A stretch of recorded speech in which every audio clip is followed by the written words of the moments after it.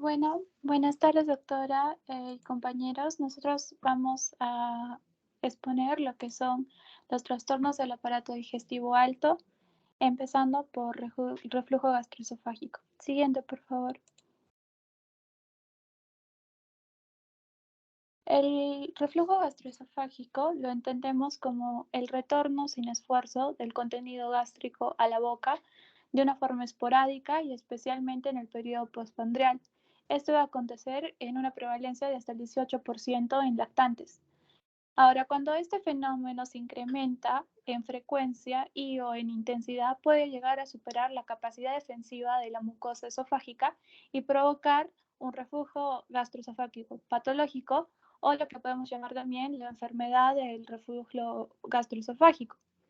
Esta puede tener una sintomatología variable, evidente o silente, típica o atípica, y también puede tener repercusiones clínicas a la larga, las cuales pueden ser difíciles de controlar con un tratamiento médico en algunos casos y pueden provocar esofagitis en el 0.5% de los casos y o estenosis esofágica en el 0.1% de los casos. Siguiente, por favor. En el reflujo gastroesofágico normal se va a dar en lactantes menores de 8 a 12 meses de edad y en el 85% de los casos se va a resolver al comienzo de la bipedestación y la lactación. Los factores de riesgo que pueden favorecerlo son la dieta líquida, la posición corporal horizontal, el esófago corto y estrecho, el estómago pequeño no distensible, las tomas frecuentes con volumen relativamente grande y la inmadurez del esfínter esofágico inferior. En cuanto a lo que es el reflujo gastroesofágico patológico o la enfermedad, se diagnostica después de los 18 meses de edad y también si existen complicaciones como esofagitis y o síntomas respiratorios, ¿no? Siguiente, por favor.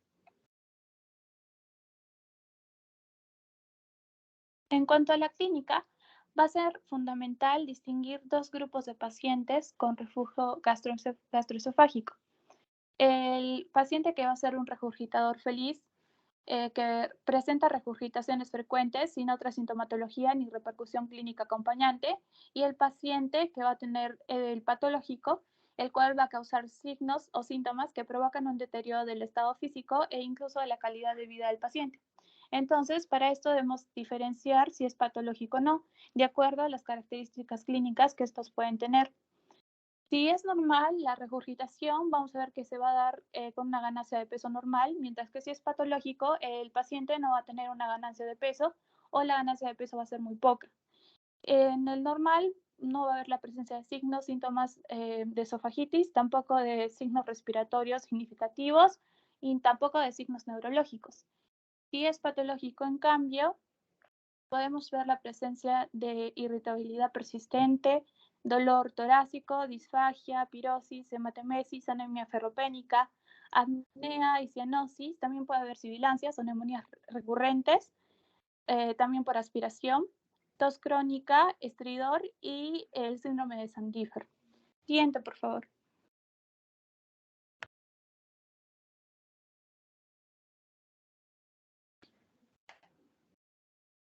En lo que es la enfermedad del reflujo gastroesofágico, vamos a ver que podemos observar signos y síntomas distintos según la edad. En lactantes, vamos a ver que podemos resaltar la regurgitación postprandial, los signos de esofagitis, el hipo, la apnea obstructiva, el estridor, las enfermedades de vías aéreas y los problemas con la ganancia de peso. En cambio, en la infancia o en niños mayores, podemos apreciar la pirosis, la epigastralgia, las náuseas, la presión intraabdominal aumentada y también la dificultad respiratoria. Ahora van a ver también lo que son los signos y síntomas atípicos, ¿no? Y estos también pueden estar relacionarse con algunas complicaciones.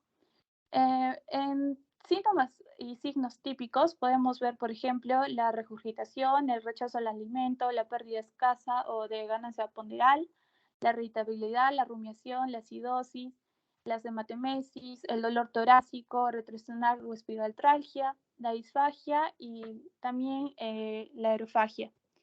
En síntomas más atípicos podemos ver sibilancias, estridor, tos persistente, afonía, neumonías, pausas apneas, alteración del esmalte dentario, el síndrome de Sandifer, la laringomalacia y la estenosis subglótica. Siguiente, por favor. Y bueno, como podemos ver, hay una serie de síntomas, ¿no? Estos van a ser los más comunes. Y también otros que podemos observar es que van a estar relacionados con lo que son las complicaciones respiratorias, ¿no? Pero también debemos decir de que las complicaciones no solo van a ser relacionadas con problemas o procesos respiratorios, sino que también puede haber complicaciones de tipo digestivas, neurológicas o neuromotoras. Siguiente, por favor. Los signos de alarma que debemos aprender a detectar son los vómitos biliosos, la hematemesis o hematoquesia, los vómitos con esfuerzo, el inicio después de los 6 meses de vida, el desmedro, la diarrea, estreñimiento, fiebre, letargia, si hay presencia de hepatosplenomegalia, la fontanela abombada, la macro o microcefalia, las convulsiones, el abdomen distendido o tenso, las enfermedades genéticas como antecedente y también antecedente de enfermedades crónicas. Siguiente, por favor. Por último, debemos resaltar el síndrome de Sandifer, que es una de las complicaciones neuromotoras. Este se va a caracterizar por la esofagitis, la presencia de anemia por deficiencia de hierro, la presencia de movimientos en hiperextensión de cuello, cabeza y tronco con rotación de cabeza. Este va a aparecer durante o inmediatamente después de la ingesta y va a cesar durante el sueño y puede estar asociado o no a la presencia de una hernia hiatal. Siguiente, por favor.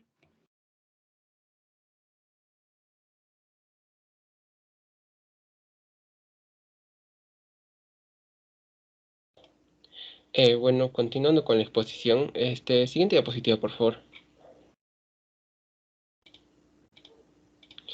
Yo voy a hablar sobre lo que es el diagnóstico de esta enfermedad por reflujo gastroesofágico. Esta se va a basar principalmente en la historia clínica, la exploración física y las pruebas complementarias. Para eso vamos a dividir primero la anamnesis. Vamos a sospechar que un paciente va a tener este reflujo gastroesofágico cuando presenta una serie de síntomas y signos que, como ya lo hemos visto, pueden ser típicos o digestivos o atípicos o extradigestivos. Además, es fundamental dividirlo en dos grupos. Uno, el regurgitador feliz, que va a presentar regurgitaciones frecuentes, pero sin presentar sintomatología ni alguna repercusión clínica. Y después el paciente ya que tiene enfermedad por reflujo gastroesofágico, en el que este reflujo va a causar síntomas que pueden provocar el deterioro de su estado físico de su calidad de vida. En cuanto a la exploración física, va a tener como objetivo descartar otras entidades que van a cursar con vómitos, basándose en la exclusión de signos de alarma y detectar complicaciones que puede causar este reflujo. Además, con la finalidad de definir el diagnóstico, monitorizar la gravedad de la enfermedad, se han publicado distintos cuestionarios, pero ningún síntoma o cuestionario es predictor de diagnóstico o de respuesta al tratamiento de la gravedad. Y por eso se requiere el uso de pruebas complementarias. Siguiente diapositiva, por favor. Ya, en cuanto a las pruebas complementarias, van a existir algunas que más que todo van a ayudar para el diagnóstico y, y para las complicaciones. Primero tenemos a la pH-metría esofágica. Esta es la prueba de referencia por su alta sensibilidad y especificidad. Se basa además en la monitorización continua del pH esofágico intraluminal durante 24 horas. Va a medir la frecuencia y la duración de los episodios del reflujo y es una manera válida para la medición de la exposición ácida esofágica, pero tiene una limitación al no medir flujos con pH mayores de 4, que son los más frecuentes en prematuros. En cuanto al otro estudio, tenemos la impedanciometría combinada con la pH-metría. Esta combinación de la impedancia interluminal de canales múltiples es superior a la pH-metría para correlacionar el reflujo con los síntomas típicos y atípicos. Esta especialmente indicada en neonatos, ya que va a detectar reflujos alcalinos independientemente del valor del pH, pero tiene limitación importante de la falta de valores normales estandarizados. En cuanto a la endoscopía y la biopsia, esta va a permitir visualizar directamente la mucosa esofágica para detectar complicaciones y excluir otras afecciones. La manometría esofágica va a medir el peristaltismo esofágico, las presiones del esfínter esofágico superior e inferior y la coordinación durante la deglución. Además, va a permitir excluir otras anomalías motoras esofágicas que pueden estar presentes en niños con problemas neurológicos. Y la gamanografía consiste en la introducción de alimentos o fórmulas marcadas con terminación 99 en el estómago para obtener imágenes y detectar el reflujo y aspiración.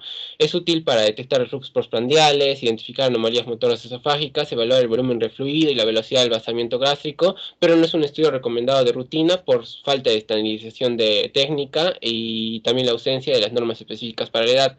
Aparte tenemos que también se puede emplear la radiología de tránsito esofágico, esta con contraste de bario, y una ecografía esofágica y gástrica que puede detectar el reflujo como un patrón de ecos brillantes. Siguiente diapositiva, por favor.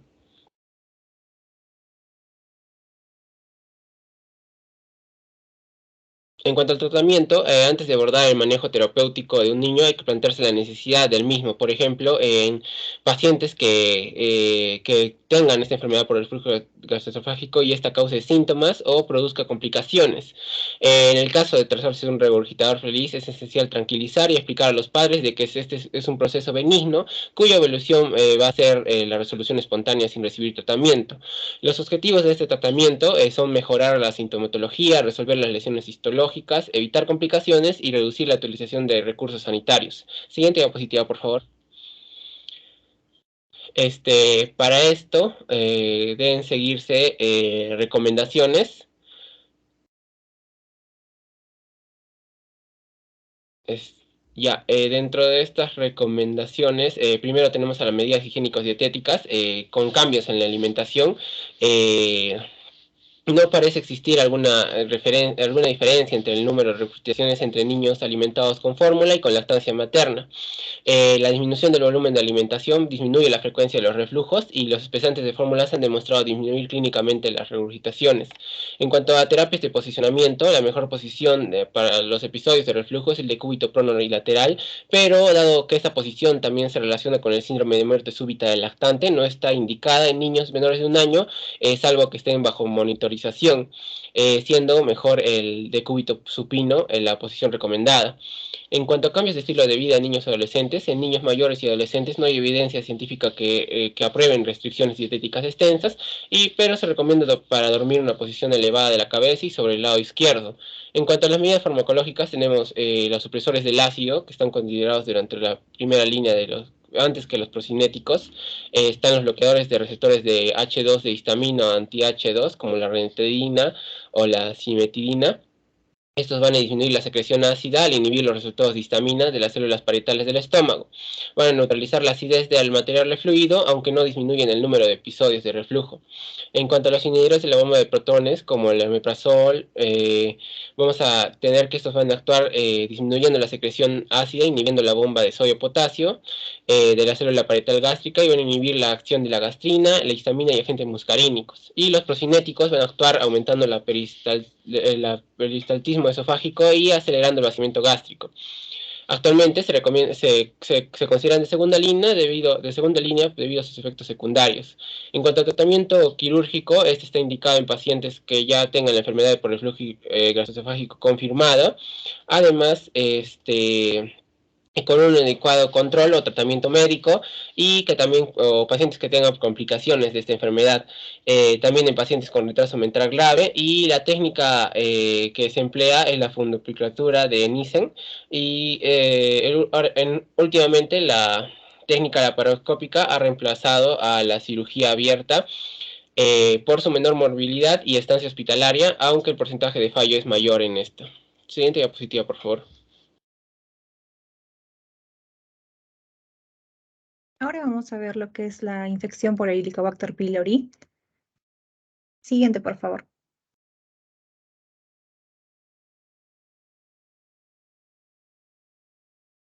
Em, Bueno, con relación al Helicobacter pylori, vamos a ver que esta es una bacteria gram negativa espiral microaerofílica que es transmitida, ¿no? Entre humanos y que infecta el epitelio gástrico humano, que va a causar gastritis en los individuos afectados. Esta es una de las causas más frecuentes de infección bacteriana crónica y esta infección se adquiere en la infancia y en la mayoría de casos persiste hasta la edad adulta. La lesión más frecuente en los niños es la gastritis crónica, que es la inflamación de la mucosa del estómago, y a diferencia de los adultos, es raro que en la infancia se desarrollen complicaciones como es la úlcera, ¿no?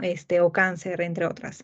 Con respecto a la epidemiología, afecta a toda la población mundial y todas las edades y su prevalencia aumenta con la edad.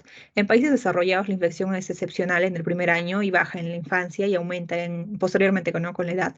Pero ya en países de vías de desarrollo como es Perú, la prevalencia ya es alta al final del primer año de vida y puede afectar la mayor parte de la población, ¿no? Al final de la adolescencia. También alta densidad de la población, las malas condiciones higiénicas, el hacinamiento, corta edad, van a ser factores que van a predisponer a esta infección por el Helicobacter pylori, ¿no? Siguiente, por favor.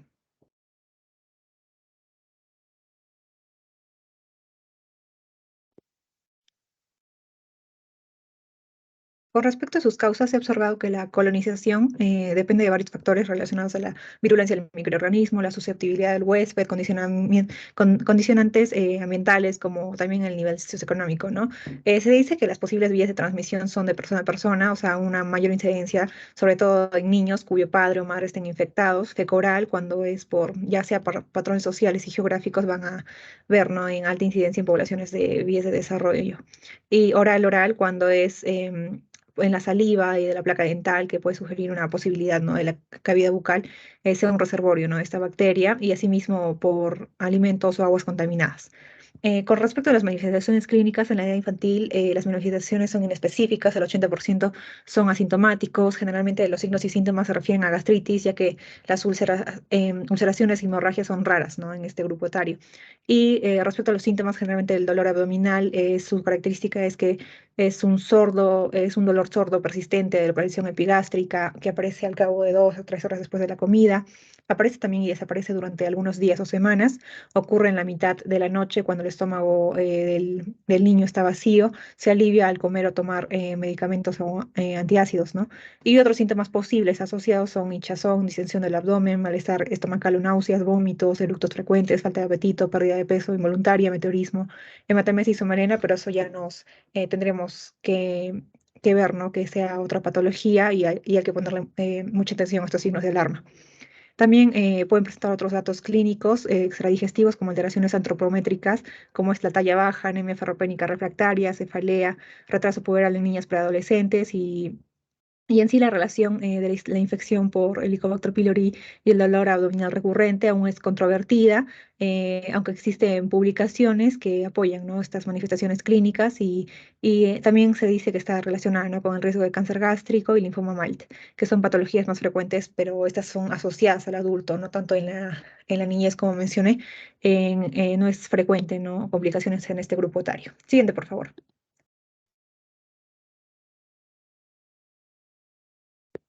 Ya, pasando al diagnóstico de esta infección por Helicobacter, el estándar de oro para el diagnóstico se basa en las pruebas de biopsias del antro gástrico. Y a partir de ella existen los criterios para el diagnóstico inicial de una infección por Helicobacter pylori en la población pediátrica. Para ello, primero tenemos los cultivos positivos para Helicobacter pylori o en otro caso, las evidencias de Helicobacter pylori en histopatología en más de una de las siguientes pruebas basadas en biopsia. Claro que si estas pruebas estuvieran disponibles. Tenemos a las pruebas rápidas de Uriasa, a la reacción en cadena de la polimerasa y la hibridación fluorescente in situ. Si la histopatología es positiva y no se dispone de otras pruebas basadas en biopsia, se puede usar una prueba no invasiva para respaldar el diagnóstico. Entre esas pruebas no invasivas tenemos a la prueba de aliento con urea y también al análisis de antígenos en heces que ya revisaremos. Siguiente, por favor. Siguiente. Ya. En pacientes en quienes la endoscopía no está indicada o está contraindicada, tenemos la prueba de aliento con urea o también el análisis de antígenos en heces. Para este segundo es preferiblemente una prueba monoclonal y no policlonal y que esta se realice en el consultorio. Brindan una evidencia confiable de una infección activa, pero principalmente se utilizan como una prueba de seguimiento. En otros casos en los que las circunstancias sean limitadas, también son una prueba ideal como prueba de primera línea. En este grupo hablamos de pacientes con trombocitopenias inmunitarias o con antecedentes familiares de cáncer gástrico. Siguiente, por favor.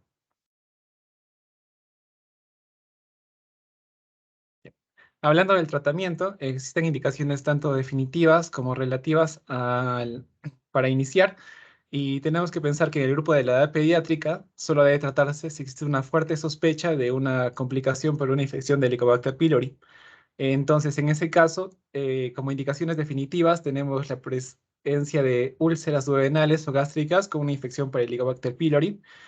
Y el tratamiento contra la Helicobacter pylori será beneficioso en estas infecciones. También se menciona otra combinación de linfoma de tejido linfoide asociado a mucosas con una infección de Helicobacter pylori. Y en realidad esta combinación es muy rara y se basa solo en informes de casos que se describen que el tratamiento con Helicobacter pylori mejoró la resolución del linfoma. Como indicaciones relativas, tenemos las infecciones incidentales por Helicobacter pylori identificadas durante la endoscopía y trombocitopenias inmunitarias crónicas, además de anemias ferropénicas refractarias. Lo que tenemos que tener claro aquí es que la familia debe comprender que es posible que este tratamiento no mejore los síntomas, en especial el dolor abdominal, que es el principal motivo de consulta. Además de que ahí existe la posibilidad de fracaso del tratamiento o una reinfección, y que además de ello, esa terapia requiere un régimen estricto y complicado durante 2 semanas. Siguiente, por favor.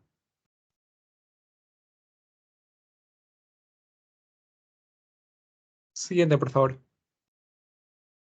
Ya. Hablando ya del régimen de tratamiento, el anterior.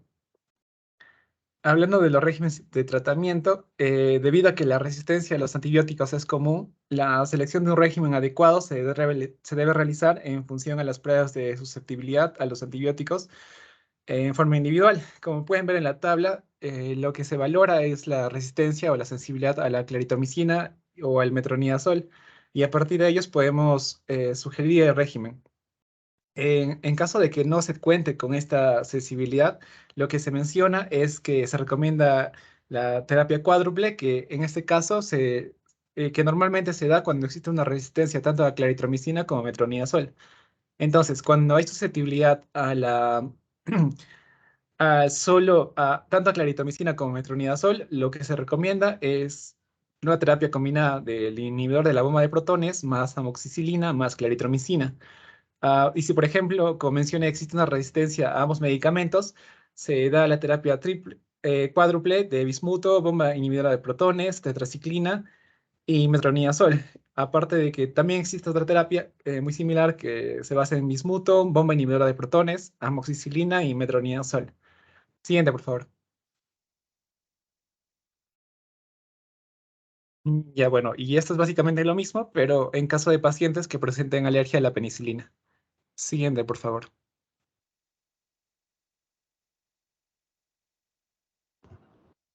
Ya, ahora vamos a pasar a las hemorragias digestivas altas en el niño.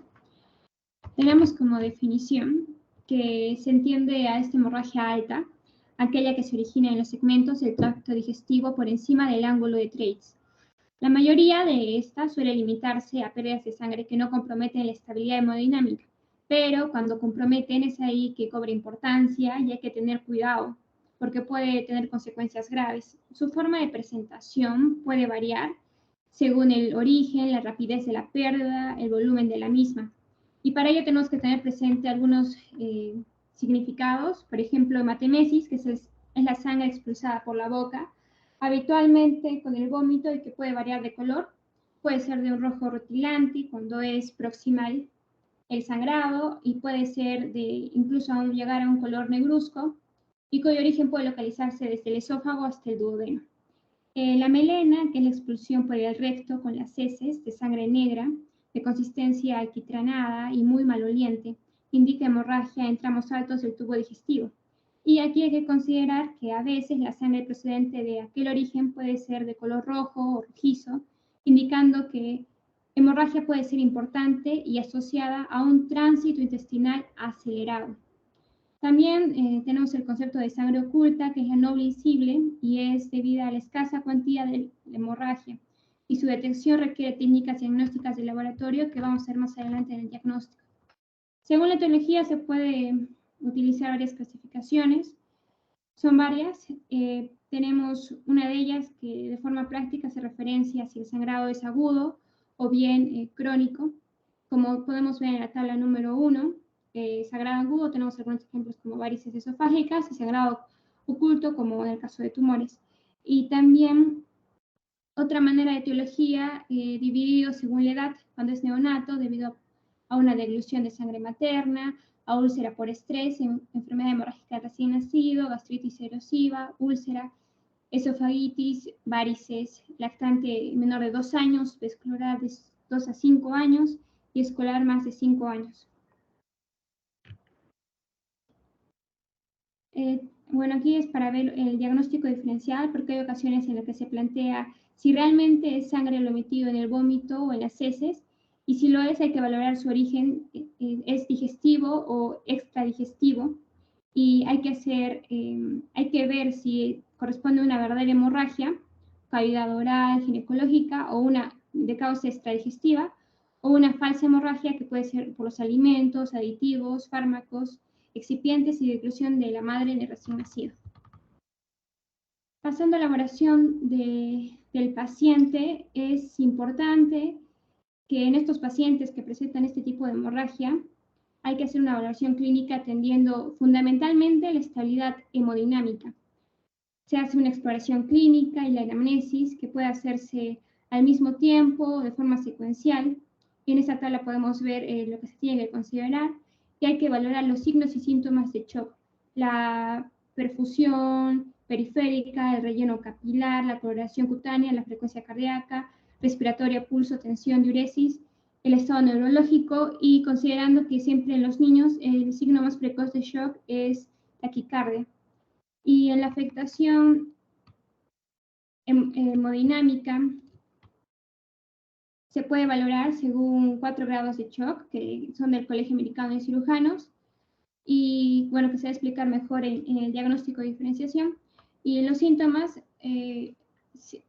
los síntomas digestivos como vómito, puede ser de color café o sangre fresca, el dolor abdominal y síntomas generales como la pérdida de peso, la palidez, el edema, llegando incluso a shock. Y siempre hay que confirmar la hemorragia y descartar otras posibles causas.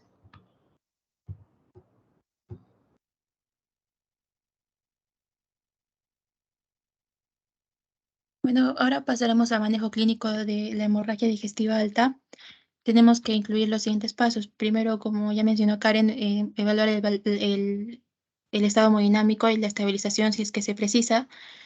Después se debe confirmar el sangrado, la localización de la hemorragia y la búsqueda de su etiología, como ya hemos visto también en cuadros anteriores. Esto mediante, por supuesto, una anamnesis y exploración física completa y las debidas pruebas complementarias para apoyar el diagnóstico. Y recién ahí podríamos pasar a un tratamiento. Siguiente, por favor. En el caso, bueno, ya nos habló Karen de la valoración hemodinámica. Ya hemos visto cuáles son los signos y síntomas del shock. Y, por supuesto, la clínica según el grado de hemorragia que tenemos que tomar en cuenta. Si nosotros encontramos signos de inestabilidad hemodinámica, se debe proceder a la estabilización mediante la canalización de 2 vías periféricas y luego se inicia la expansión de volumen intravascular mediante la administración de fluidos intravenosos como un suero salino fisiológico de 0.9%. Siguiente, por favor.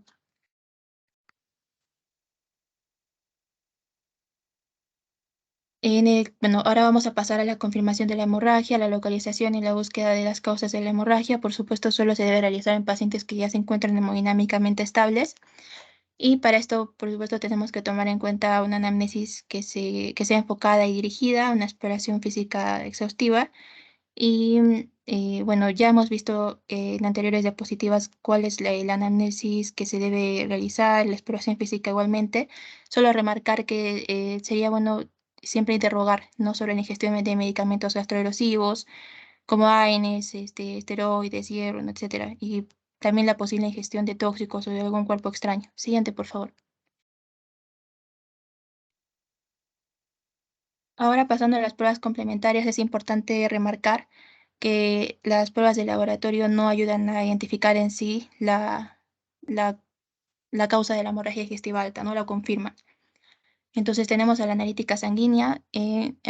Entre estas pruebas encontramos el hemograma, estudios de bioquímica y de coagulación. Más que nada se indica en casos de niños con hemorragias moderadas y severas. Y sí nos ayuda a valorar más que nada el grado de anemización por sangrado, ¿no? También nos podría ayudar una orientación etiológica, ¿no? Valorando si es que hay trombocitopenia o alguna posible alteración de la coagulación. En el caso de la zona nasogástrica, nos ayuda más que nada a ver si hay o no sangre en el estómago, en el caso de que haya un sangrado significativo. Ya la aspiración del contenido gástrico generalmente nos confirma la localización.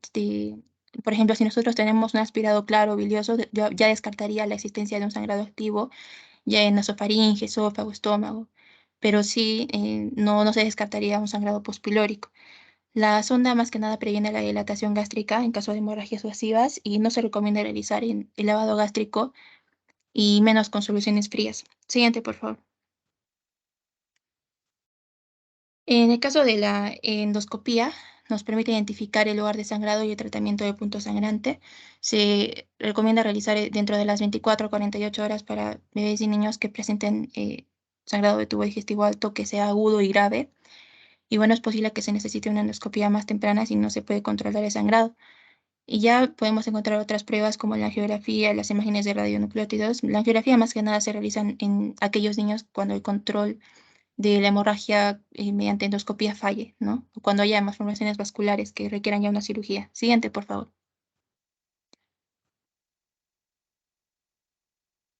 Bueno, pasando al tratamiento, en sí el 85% de los casos de hemorragia digestiva alto en niños se da espontáneamente. Pero bueno, como vemos, el tratamiento va a depender de la situación clínica, de la cantidad de sangrado, de la etiología. Por supuesto, el primer paso, como ya hemos visto, debe ser la estabilización hemodinámica. Y bueno, ya podremos pasar posteriormente de repente a la administración de inhibidores de la acidez gástrica como la ranitidina o inhibidores de la bomba de protones como el omeprazol.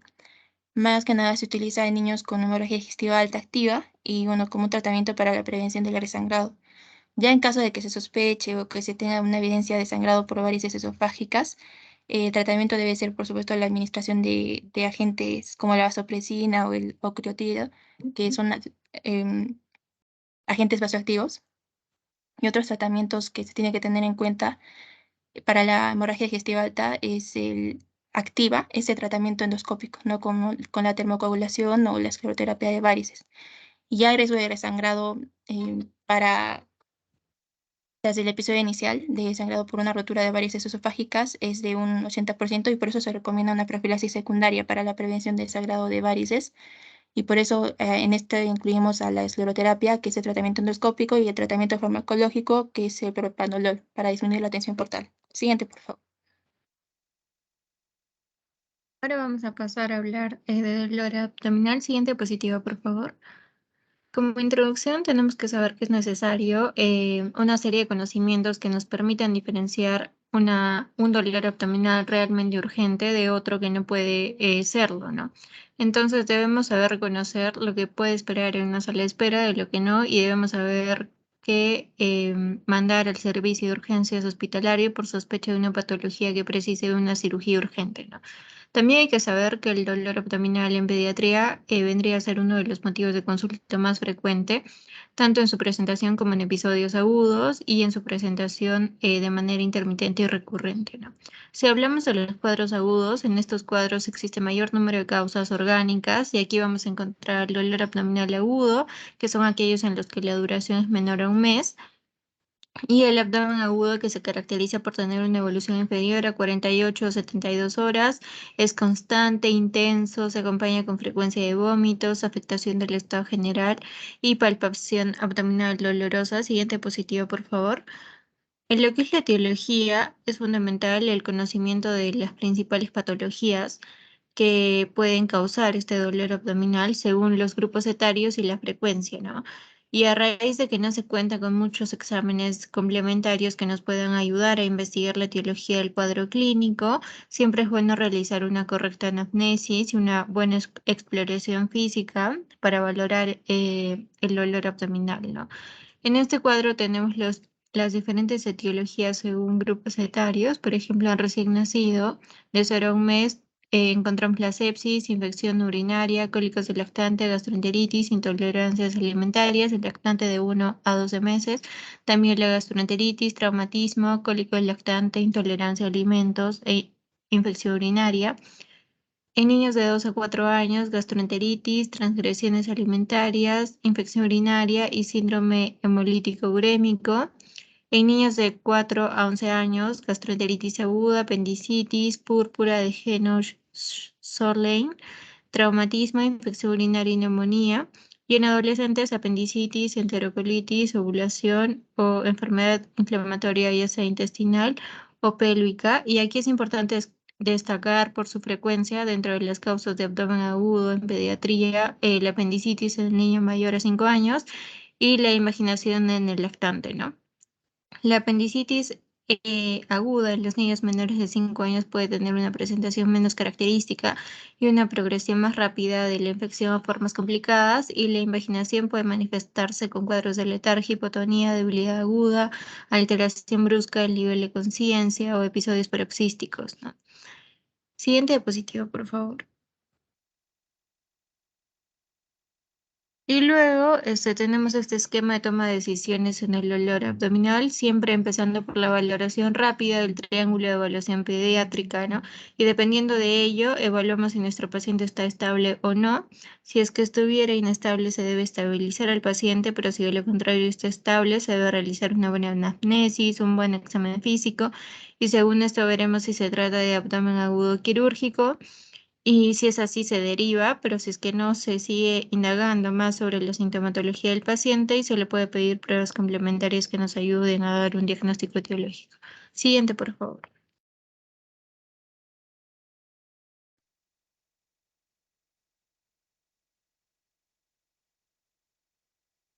Bueno, ahora vamos a hablar sobre el diagnóstico y la evaluación del paciente. Como ya mencionaron, la anamnesis junto con la exploración física, prestando especial atención en los signos de la patología abdominal, van a ayudarnos a dirigir un diagnóstico y también para que así evitemos pruebas complementarias innecesarias. Respecto a la anamnesis, primero tenemos que considerar los antecedentes, ver si hay algún episodio previo similar, si tiene alguna cirugía abdominal, historia familiar de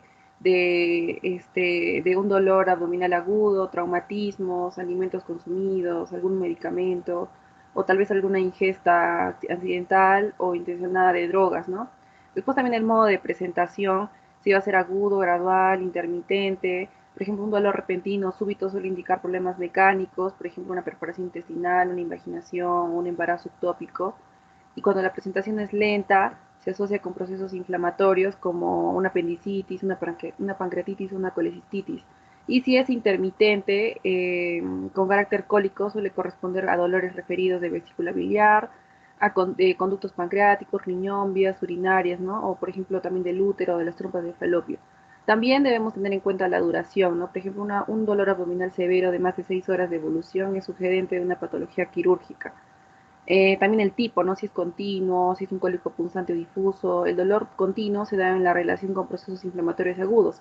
Y cuando es cólico punzante va a sugerirnos una obstrucción del tracto gastrointestinal o del genitourinario, ¿no?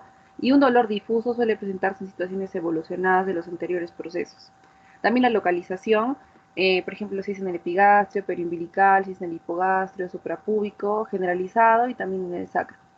Y síntomas asociados que debemos tener en cuenta, por ejemplo, los digestivos, como vómitos, diarrea, estreñimiento, anorexia, o extradigestivos como fiebre, cefalea, síntomas respiratorios, síntomas urinarios o síntomas ginecológicos, ¿no? En los adolescentes. Respecto a la exploración física, debemos tener en cuenta la exploración física general y la exploración física abdominal. En la exploración física general, debemos valorar la sensación de gravedad del paciente, ¿no? Su estado de conciencia, su actividad, la presencia de fiebre, también evaluar la frecuencia cardíaca, la frecuencia respiratoria. Y si es un paciente en urgencia, se debe proceder con la evaluación y la estabilización inicial mediante el TEP, ¿no? Y también a continuación el ABCDE. En la exploración física abdominal, primero está la inspección, ¿no? ¿A qué vemos aquí? Cicatrices de alguna cirugía previa, si tiene distensión, si tiene hematomas, algún rash, si presenta púrpura o petequias, o tal vez alguna inflamación, ¿no? Masas inguinales o escrotales. Luego está la auscultación. Aquí vamos a ver la presencia de ruidos abdominales con signos de lucha y también alternándose con periodos de silencio, ¿no? Esto nos puede sugerir una obstrucción. Y cuando hay una disminución de ruidos abdominales, nos hace pensar en una peritonitis o la ausencia total de estos, nos indica también la existencia de alguna otra patología, ¿no? En percusión, la presencia de un timpanismo generalizado nos hace pensar en una obstrucción, una perforación intestinal, y la existencia de hematidez nos ayuda a valorar organomegalias y también áreas de defensa generadas por este peritonismo. También tenemos la palpación, en la que vamos a iniciar por el área menos dolorosa y finalmente vamos a ir localizando el área de mayor intensidad, ¿no? de dolor. También tenemos que buscar signos como los de Bloomberg, Romsing, el de McBurney. Y por último está el tacto rectal, que este se debe dar en situaciones de sospecha de un síndrome peritoneal, que nos va a permitir conocer si existe dolor lateralizado a nivel del fondo de saco de Douglas o algún efecto masa, ¿no? También están las maniobras activas, por ejemplo, en casos de afectación peritoneal, se encuentran limitadas las maniobras, por ejemplo, de sentarse desde la posición de tumbado, o levantar las piernas, o intentar saltar, por ejemplo, ¿no? Siguiente, por favor.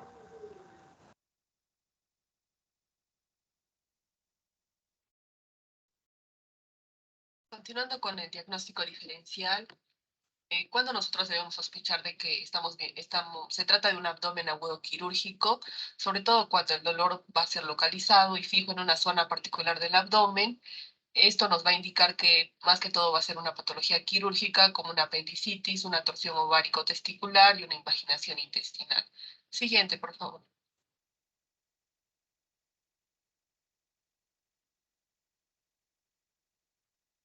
Para el tratamiento definitivo va a depender de la causa del dolor abdominal, pero la prioridad siempre va a seguir la secuencia del ABCDE para estabilizar al paciente, ya que el dolor abdominal puede ser la presentación de distintas enfermedades y hasta que nosotros podamos establecer la causa, el paciente también debe permanecer en una dieta absoluta.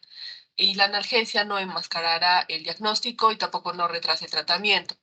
Y la prioridad es también identificar al niño que requiere cirugía urgente, en el cual se va a iniciar la sueroterapia intravenosa y según el estado de hidratación para mejorar el volumen intravascular. Podemos mencionar el tratamiento de la apendicitis aguda, que según sea esta complicado o no, se debe administrar un régimen antibiótico u otro previo a la cirugía.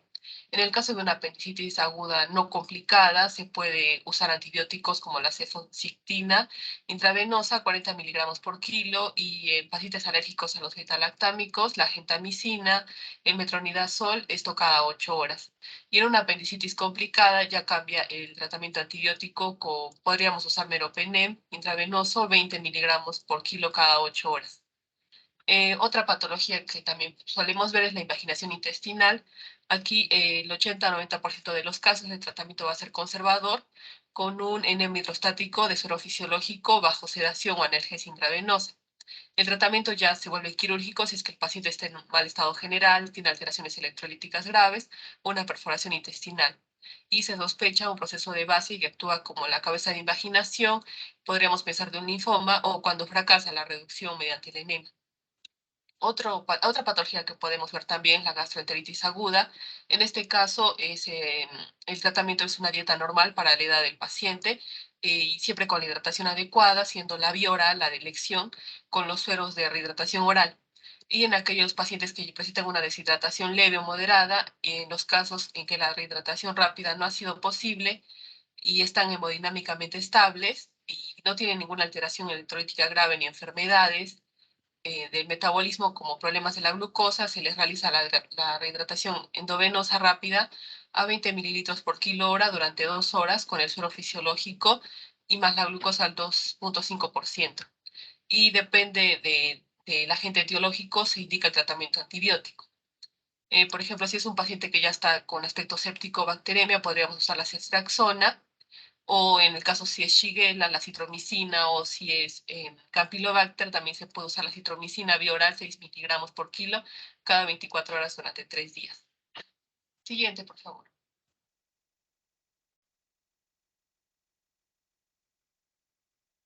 Eso es todo, gracias.